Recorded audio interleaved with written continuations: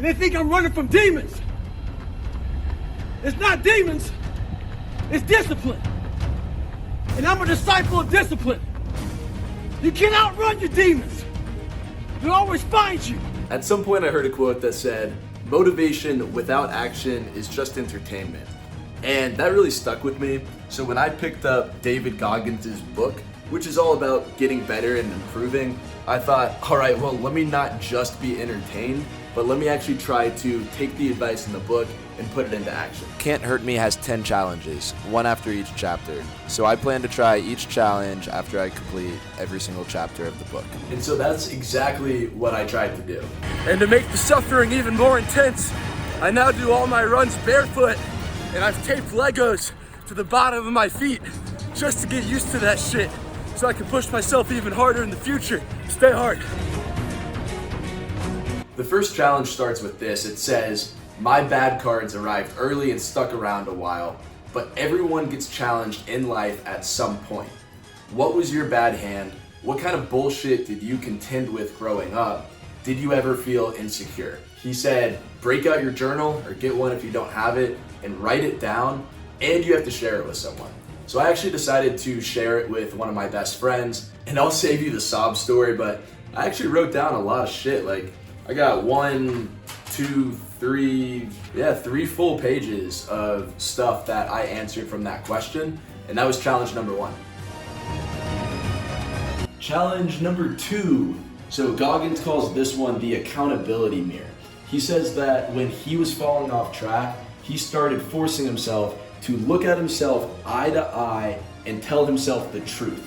You cannot sugarcoat anything about your goals or where you want to go. You have to be honest. So what you do is you grab yourself some sticky notes, some post-it notes, and you write a message on here and you slap it on the mirror so you have to see it nonstop about which steps you're going to take to achieve your goals, and put your goals right on the mirror. All right, so I'm gonna slap on my first sticky note right above where I brush my teeth every single morning, so I have to see it. All right, I'm just kidding. Nah, so the real first sticky note I'm putting up here, right where I brush my teeth, says, get your shit posted to YouTube, don't try to be perfect. One of my goals this year is to post 42 YouTube videos, and sometimes I get caught up in the details, so I'm gonna have reminders here every single day with a new reminder telling me to just get my shit done, get it posted, and I'll remember that twice a day at least when I'm brushing my teeth. Oh man, I knew challenge 3 was not going to be easy. I'm not thrilled about this challenge. I started reading the chapter. It was titled The Impossible Task. Goggins talks about how he lost 100 pounds in 3 months, and then challenges you to break out the journal again. And he says, write down all the things that you don't like doing or all the things that make you uncomfortable. And then he challenges you to do something that sucks every single day. So I've still been taking notes. I've still been doing the accountability mirror. So I've got several notes up for there. And then I started writing in blue what I will do that will make me uncomfortable each day. I'm going to go on a super cold run. It's in the 40s. So for a Florida boy, that is absurd. And it's gonna suck. Let's see how it feels. Oh man. So on top of it being in the 40s, it's also drizzling a little bit out here. Definitely uncomfortable. I'm the idiot holding a selfie stick while running in public. It's a little bit uncomfortable too. I just hate being cold. And I decided to run with no shirt to make it more challenging, but can't feel my ears, fingers hurt. Actually felt so good. Decided to do an extra mile. So overall, feeling pretty good about it. This is mile 4, and yeah, no regrets. I like it. I might keep doing it. Day 2 of doing something that sucks every single day, and this one definitely sucked. So hit legs and promised myself I would crush legs and run afterward on the treadmill, which I never do, and walking home shirtless in the cold. Day 3 of doing something that sucks or makes you uncomfortable every day. 6 a.m. Wednesday morning, and I got about 5 hours of sleep. I could have gotten more. I could have woken up later, but I'm behind on a few things, so I said, you know what? I'm gonna get up early and get some stuff done. So I'm editing this week's YouTube video, and so making sure to get that done. It's not fun being up this early, but you know, for the sake of this challenge, you gotta do what you gotta do. I wasn't the best runner, but what I did was I found the work schedules out of my competition, and I made sure they saw me running day and night. I tried to get in their fucking heads. Goggins' fourth challenge of the book he calls taking souls. What Goggins means by this is, he says, think of any competitive setting that you're in right now, whether it's a sport, job, anything else, and think about how you can destroy your competition with excellence. What he means by this is working as hard as you can to achieve insane results, and if your opponent was watching you, they'd understand that they could never compete with you because of that effort that you're putting in.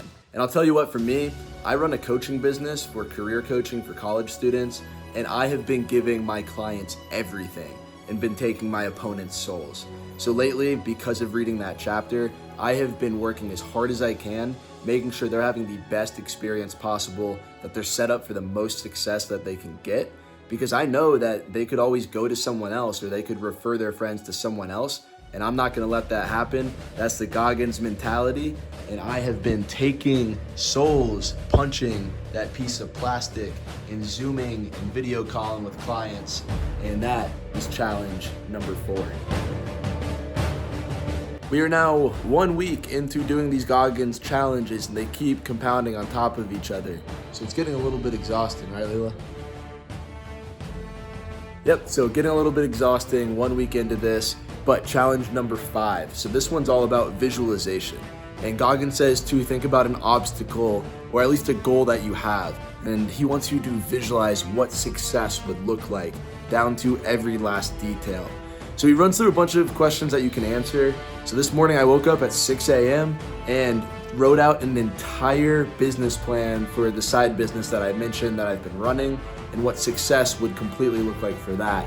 And so I've outlined that here.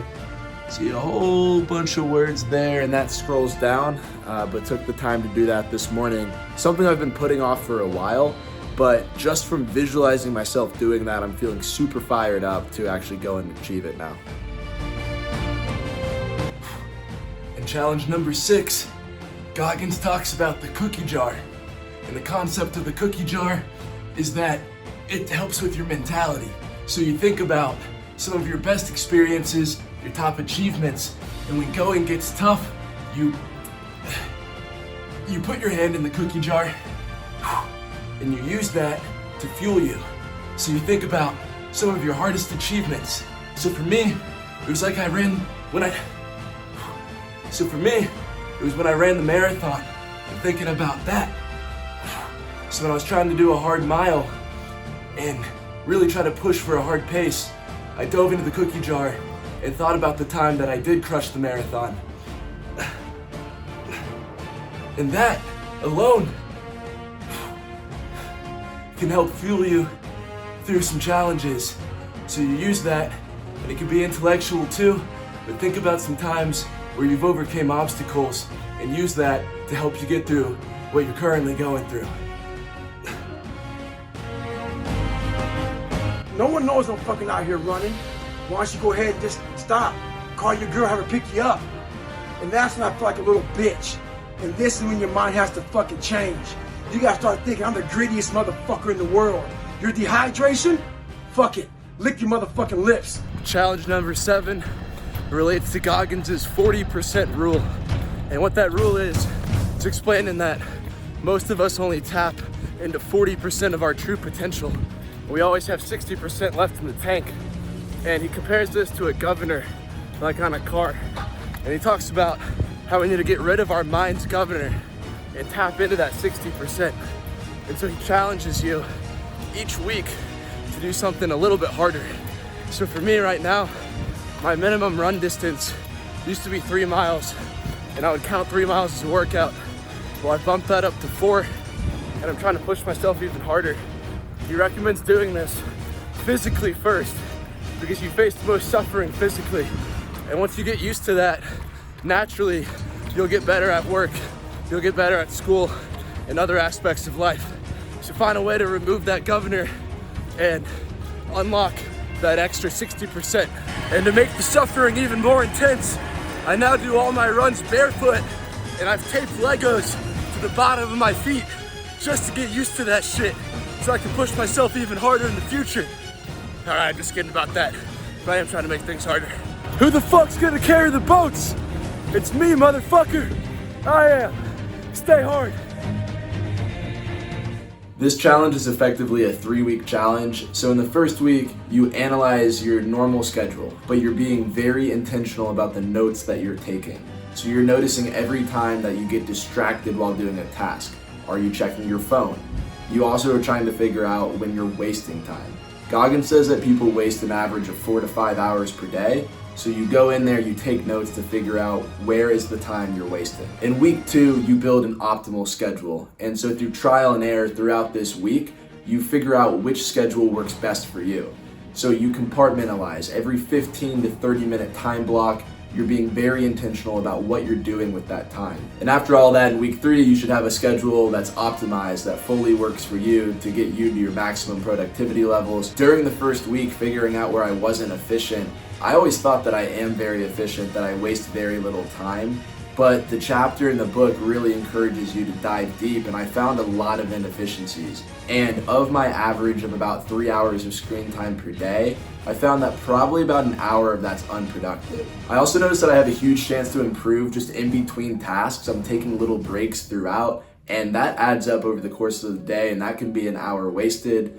And then finally, I really could hone in better on weekends. I tend to waste a lot of time on weekends. So with these learnings during the second week, I started to build out and optimize my schedule. And the whole point of this is to build a schedule where you don't have to sacrifice sleep. And what that looks like is sleeping from 10 p.m. to 6 a.m., which I need, getting some work done on YouTube and projects before my real job, working on my real job for the bulk of the day, and then after, from about 5 p.m. to 9 p.m. or so, working on more projects that I care about, and then from 9 to 10 p.m. unwinding and reading and getting to do things of that nature. That's what's been working for me, and that's the schedule that's helping me increase my output. I have to find what I haven't given. It's that mentality that truly separates the champions from the motherfuckers who are just good. Stay hard. Challenge number 9 doesn't have a direct action to it. However, what Goggins does ask you to do is be uncommon amongst the uncommon. Meaning that if you're already a Navy SEAL, how can you be the best Navy SEAL and rank up more? If you got accepted to Wharton Business School, how can you be top of your class? So best thing I could do here is commit to myself right now that I want to be uncommon amongst the uncommon for the rest of my life. This game doesn't end. He talks about that. So across work, across fitness, I'm committing to be uncommon amongst the uncommon. And the final challenge, challenge number 10, Can't Hurt Me, is called the empowerment of failure. And what Goggins wants you to do is file an after-action report, an AAR, for one of your most recent failures, whatever was most heart-wrenching. What this AAR entails is a 4-step process. So the first one is thinking about everything that went well, that went good during the challenge. The second one is thinking about how did you handle the failure and how did that affect your relationships. The third part of the AAR is looking at what was your mindset like during preparation and execution. How could you improve that? That leads us to the 4th step of this AAR, which is what is everything that you could have done to be better, that you could have done to achieve this goal, and how you will apply it for next time. For me, my failure was the marathon I ran. I wanted to run it in under 4 hours. I ran it in 4 hours and 1 minute. So I broke out the journal, wrote everything that I could do better, and I told myself and wrote it down that I will run a marathon in the future, and I will do it in under 4 hours. So after several weeks of doing the accountability mirror challenge, other than feeling like a bit of a psychopath by having notes just everywhere on my mirror, I've enjoyed it. I'm gonna keep doing it, but it's time to take all of them down. I'm just gonna do it one note at a time. So this is the final mirror. Goggins ends the book not with the challenge, but with the mindset. That's the what if mindset. So whenever you have a naysayer, someone negative telling you that what you want to accomplish is impossible, that's because they can never imagine themselves doing it. So they can't see you doing it.